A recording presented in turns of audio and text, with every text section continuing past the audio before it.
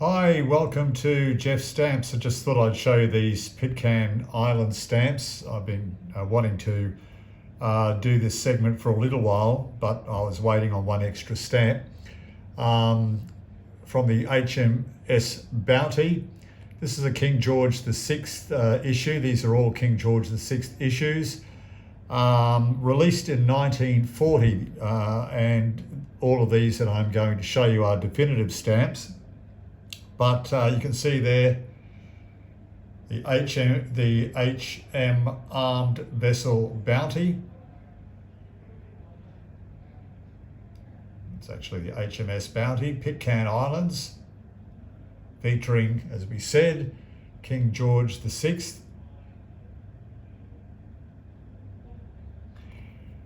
And we'll just lay him there. And actually,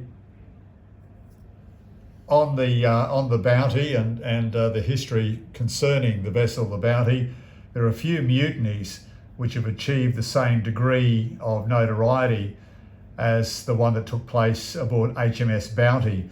And on April 28, 1789, this all occurred, commanded by William Bligh, who lived from 1754 up until 1817. The ship had been sent to Tahiti to collect breadfruit plants to be carried to the British colonies in the West Indies. But it seems Captain Bligh kept a very tight rein on his crew, and many of the seamen were far from pleased with him. And after a fairly long stay in Tahiti, the mutiny was carried out under the leadership of Acting Lieutenant Fletcher Christian, and he lived 1764 up until 1793.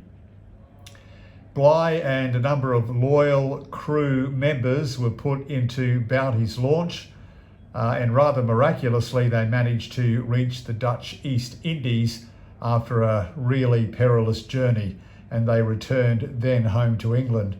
But some 25 crew members remained on board the ship, which then sailed to Tahiti, where some of the men chose to remain. But on the 22nd of September 1789, the Bounty left Tahiti because they thought it was too dangerous to stay there. They may be discovered by the British Navy. So on board there were 9 Englishmen and 20 Polynesians, including 14 women. The 14 women, the Polynesian women, had been more or less tricked to join the crew of the Bounty, and then the ship left Tahiti. And it seems the plan was to try to locate the island of Pitcairn, which they'd heard about, but were unaware of its exact location. And after weeks at sea, they finally reached Pitcairn Island on the 15th of January, 1790. And as you can see, can you see there? That's Pitcairn Island right there in the middle there. So you can see where Pitcairn is in comparison to the east coast of Australia and New Zealand.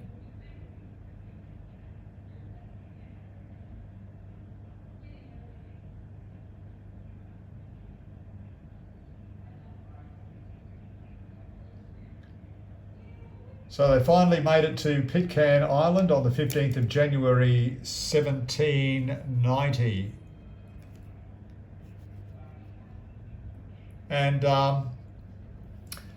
everything of value on the ship was carried ashore, and then the actual Bounty was set ablaze, and it sank on January 23rd. They set it on fire because they didn't want to be discovered.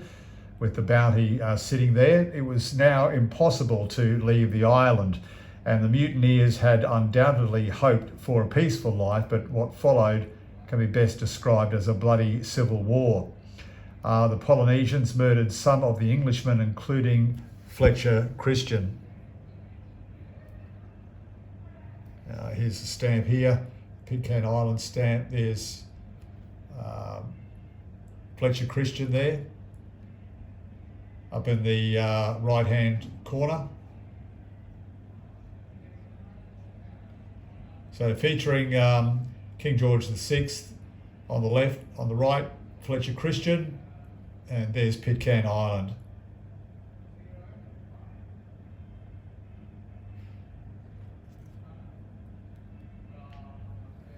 By 1794, all the Polynesian men had been killed on the island after this war, and the hopes of a life in freedom had quickly been changed into something which can be described as hell on earth. At the end of 1800, the island's population numbered John Adams. Now, John Adams was part of the crew. He lived from 1767 up until 1829, and he was the sole survivor of this civil war, in inverted commas. 9 Polynesian women and 19 children were also on the island, and it was in this context that Adams discovered the Bounty Bible, which had been brought ashore from the ship all those years ago, the Bounty Bible. Adams had enlisted as a seaman using the name Alexander Smith, but he now became the spiritual leader of the tiny community, in addition to his role as the head of a one-man administration. So using the Holy Bible as inspiration, he conducted church services, and life on Pitcairn returned to some kind of normality after years of conflicts and killing. So shortly after the arrival, some of the men had succeeded in making, this is when they first arrived at Pitcairn Island, some of the men had succeeded in making alcoholic beverages, which certainly didn't improve the situation. Also, some of the mutineers appeared to have suffered from serious mental issues. So the text in this Bible, which they call the Bounty Bible that John Adams found, were also used in the school which John Adams started. And it can be safely assumed that Adams mainly tried to teach children how to read and write. But the cultural life on the isolated island was limited to the books of the Bible and the women's stories about Polynesian traditions and legends. But after 18 years of total isolation, Pitcairn was visited in 1808 by the Topaz, an American sealer commanded by Mayhew Folger, and the rest of the world finally found out what happened to the mutineers. It was obviously John Adams who supplied all the details, but there are many inconsistencies in his story. So Captain Folger, he arrived on the island, as I said, after total isolation. Pitcairn was discovered in 1808 by an American sealer commanded by Mayhew Folger. And some of the crew on the Topaz, that American sealer commanded by Mayhew Folger, actually got off the ship, swam ashore to Pitcairn and hid on the island. And as a consequence, the island's population then grew. I'll tell you more about the island's population in a second. But here is a 1983 stamp. Pitcairn Island stamp, but this one released not in 1940, but in 1983, shows the moment when Captain Folger arrived on the island and was greeted by John Adams.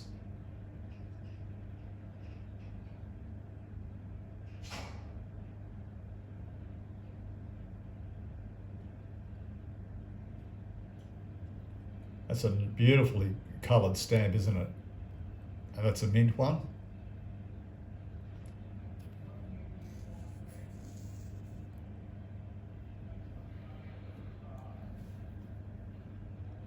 So Folger only spent a few hours on Pitcairn. As I said, a number of the crew of Folger's vessel called the Topaz, an American sealer. As I said, they jumped off, some of the crew anyway, and swam ashore to the island.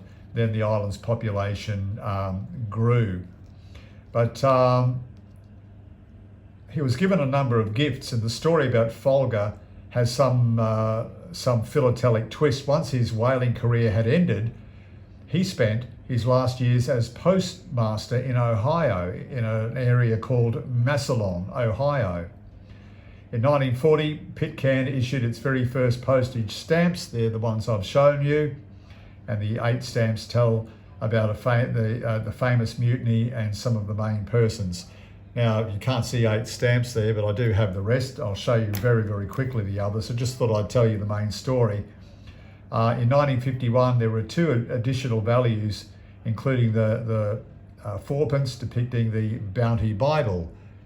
And here it is here. That's the Bible that John Folger found. Not John Folger, what am I talking about? John Adams, the Bible that John Adams found and used that for the primary education on the island for years. There it is, the Bounty Bible.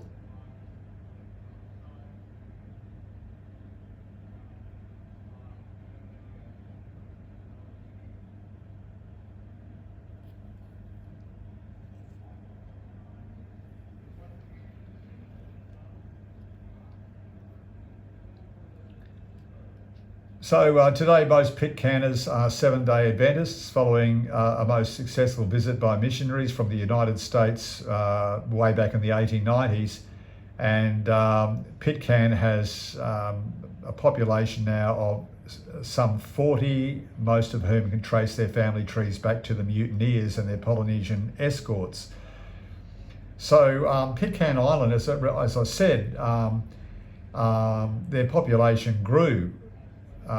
And that was because of the crew that was on board the Topaz. Some of the crew that jumped overboard, swam ashore to Pitcairn, and were responsible for increasing the population. The population grew so much that they had to actually transport quite a few, thousands in fact, off Pitcairn Island and onto Norfolk Island.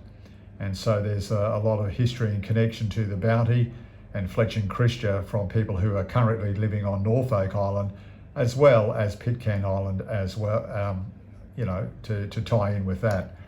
So really, really interesting history there. I hope you enjoyed that, even though it was a little bit convoluted or convoluted the way I said it. Here are some of these other stamps I just want to show you. Here's another one of those 1983 stamps, a little bit different.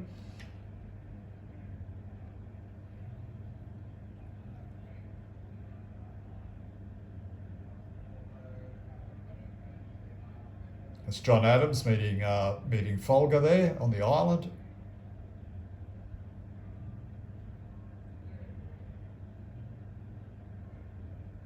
And here are these other 1940 Pitcairn stamps quickly.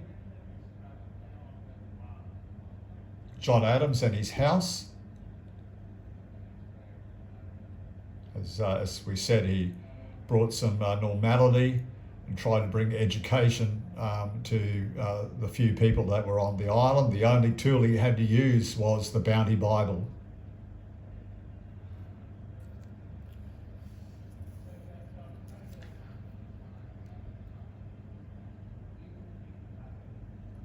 There's another artistic depiction of the Bounty. And on the left there, you can see Bligh, and there in the centre, King George VI.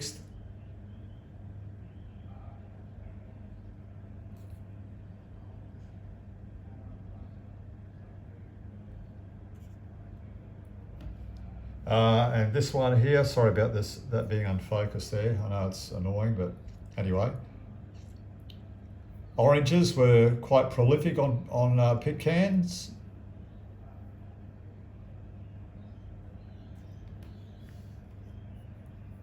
Another one from 1940. There's Fletcher Christian there on the left, standing up, right on the left, and there's King George in the oval, King George VI there. Featuring a portion of Pitcairn Island there. And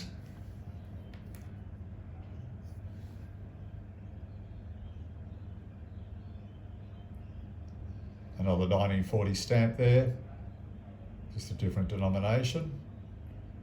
And you can see on this one though, there's the island Pitcairn in the background, Fletcher Christian right on the left, King George VI there in the oval.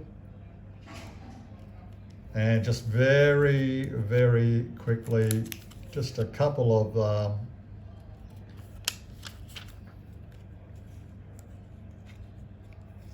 interesting ones here. Just these are not 1940. It's the 175th anniversary of Folger's discovery of the settlers. Discovery of the settlers, and John Adams came out to meet him.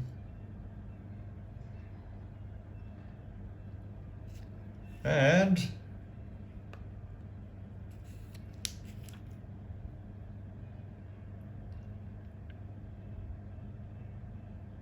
there's another one of the 175th anniversary of Folger's discovery of the settlers at Pitcairn Island. So thank you very much for watching. I really do appreciate it, and I ask you, if it's not too much trouble, to subscribe and click that bell icon and check out all the other wonderful stamp YouTube videos that are out there. Thanks a lot. Have a great day. Bye for now.